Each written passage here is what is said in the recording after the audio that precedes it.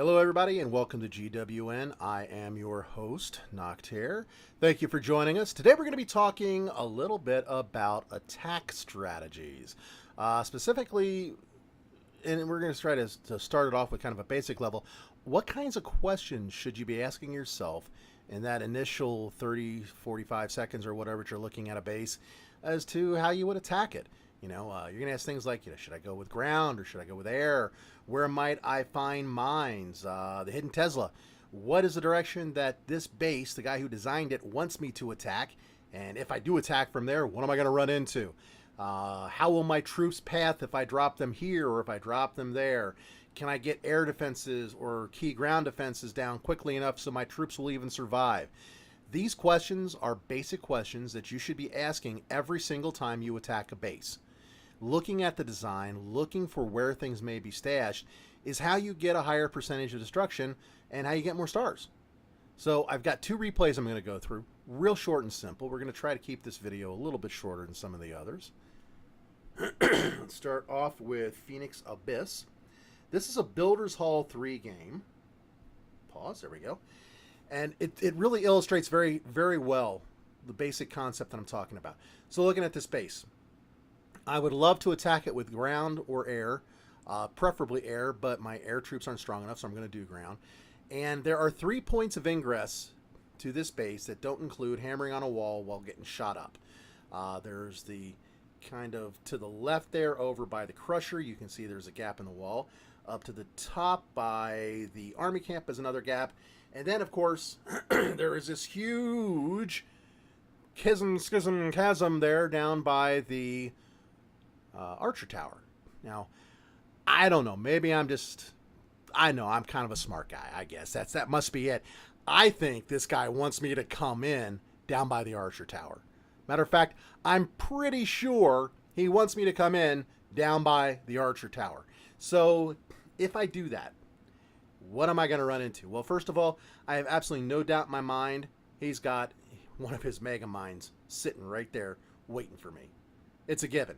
He's going to blow it up because a lot of people are just going to spam their troops right there to walk away. And if I do that, I know I'm going to lose all my troops. Right next to it, you see this huge open space in front of that gem mine and next to the army camps and the double cannon that's under construction. Yeah, looking at his base, he wants everything inside the walls. I guarantee you, he's got himself a hidden Tesla there. And again, these are things that you just look at as you break the base down, as you analyze it, and you just know it. Because of the way the base is designed, because of where the gaps are. There's a pair of 2x2 gaps there, which is exactly what you need, a 2x2 gap for the hidden Tesla. There isn't a 2x2 gap anywhere else in this base. And he's not going to stick it on the outside. This is not the kind of player that puts his main defenses outside the walls. You can just see he's got everything in there. So if I come in down there on the right corner by the Archer Tower, the question becomes, what am I going to go in with? I'm going to go in with my barbarians. How am I going to go in? Well, first I'm going to drop one down just to see what he's got. He could have 2 spring traps down there. He could have his mega mine down there. He could have his other mines down there. He could have a push trap down there. Let's see what he's got when I come in right from the corner. If I find that I hit one trap on the box to the rightmost of that gap, then I'm going to drop one over on the left and let the barbarian walk around that way to see what's on that one. If I hit a mine farm, well, then I know I've got them all, and I'm just going to funnel them all in there. Either way, though, I am going to split them up because my pathing is going to become a matter of question. We're lucky that the double cannon's down. That's going to make this attack much easier. But when they go in, are my troops going to go up, or are they going to go left? Or are they going to go a mix of the two?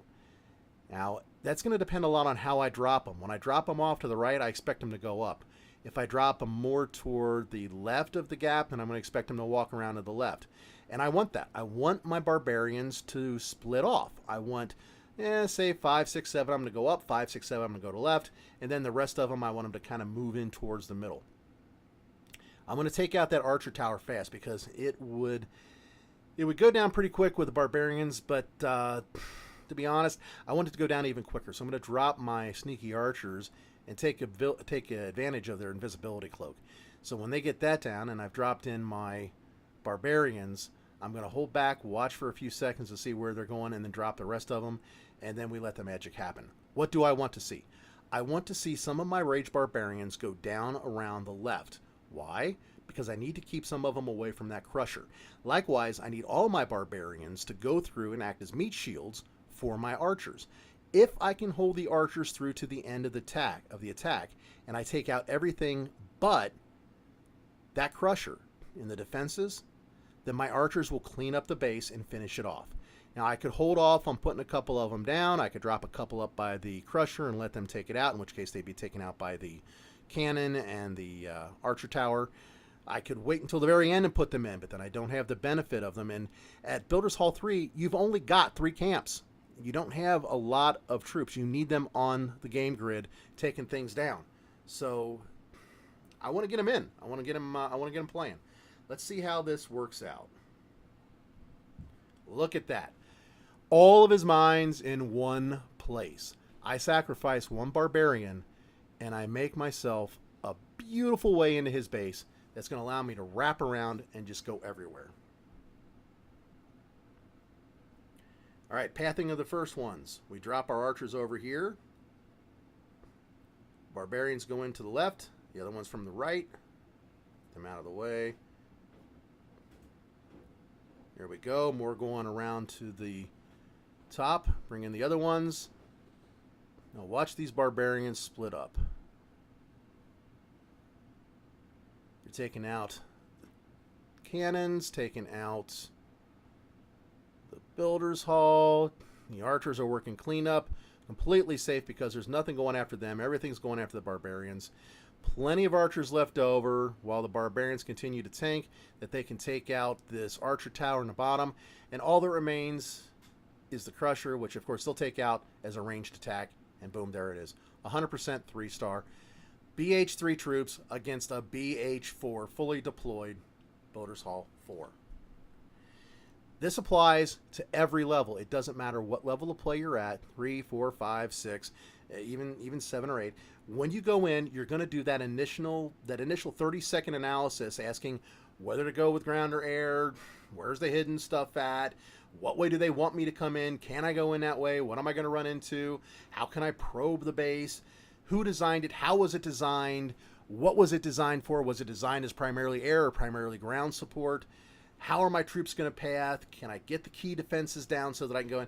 These questions you're going to ask every single time whenever you go in to any attack. And we're going to take a look at another one here. This is the same thing. As I look at this base, I'm going to ask myself, ground or air? Well, I'm an air attacker. I like to use the air. I especially like to use beta minions. In this particular case, it's Builders Hall 5 against Builders Hall 5. I have level 10 beta minions, but I've only got a level 1 battle machine, so he's not very strong. As I look at this base, man, if I went with ground, I'd be hammering on the walls. And on top of that, my ground troops would be spending a lot of time breaking through just about everything that he's got stuck all around about the outside of this base, all those junk buildings. I can go in through the top left there, but that's clearly where he wants me to go, and I just don't got a good feeling about that. So no, I'm not going to use ground. Even if I were to use my bombers, which would get me through the wall, there's only one place I could drop the bombers and actually get them in without putting in ground troops to take fire while I wait for them to get through those outer buildings. So really, this is just not the best base to be attacking from the ground. It can be done, especially if you're a good ground attacker, but I like air. I think air is going to do much better on this base. Obviously, the air bombs, the weapons of mass minion destruction at the top of the base, I'm not going anywhere near to those. The whole time I'm sitting here trying to take out those 2 gold storages, I'm going to be getting hammered by the air bombs. All my minions would be gone. So I'm going to come in from the south, from the bottom of this base. I've also got that altar down there I need to take out too. So I drop my minions down there. They're going to go up. The pathing is fairly obvious. I've got one that's going to go from the elixir storage up to the cannon, over to the Builders Hall, over to the lowered archer tower. Going to kind of work its way over that way. I got another set that are definitely going to move off to the right here, where there's that gold mine, the gem mine, the 2 army camps, the elixir storage, up to the elixir drill. They're going to move over that way. I'm going to drop my builder's machine, or my battle machine down there, and let him go that route as well. Maybe I'll get lucky and he'll get over to the firecrackers and take that down. Maybe it won't. I don't know. The biggest concern I've got is that Star Lab and Clock Tower up in the left-hand corner there. If my minions go up there and they spend a lot of time on there, if I don't have enough of them at that point, they're just going to be decimated by the firecrackers. Ideally, in the end, all the minions will kind of come together and surround the air bombs and take them down. The only way for beta minions to take down air bombs, and really for the beta minions or the baby dragons, is to attack it from multiple directions. With beta minions, you want it to attack with, we'll call it maybe 3 groups of 3 positioned in a semicircle around the air bombs. And they need to be spread out a little bit because the air bombs have a little bit of distance there. You know, they do jump out a couple of game grid blocks to take out what you've got shooting at them. So again, that's what I had hoped for. That was the design of the attack.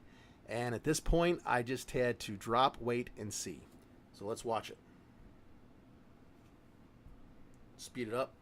Watch it in 2 times. You see the pack of minions heading off the right. Another pack takes out the Builder's Hall, the Arch Tower. Another pack is heading up to that. There we go. And finally, they come back together and surround the air bombs. And then just kind of loop back and take out the last few buildings. At this point, I was kind of wondering if I was going to be able to get the firecrackers, but they chewed through the buildings up there pretty quick, and I was able to get them. 100%, 3-star. Believe it or not, in both of these attacks, I asked myself these questions. I asked myself whether I should go with ground or air, where I'm going to find the hidden stuff, the air mines, Tesla, ground mines, whichever. What way does this player want me to attack? And where would he expect me to come from? What am I going to run to if I go that direction? Can I go from a different direction? How was the base designed? Is it an internet base or is it a custom base? And where might the traps be if it is an internet base? Where might the traps be that they weren't necessarily in the videos? How are the troops going to path? Can I get the key defenses down quickly enough? I ask myself all of those questions before I launch an attack, and then I plan my attack accordingly. This is also the same thing that you're going to ask yourself as a base builder. When you design a base, you ask yourself, where do I want my opponent to attack from? And then you build your base in such a way that it encourages them to attack in that direction.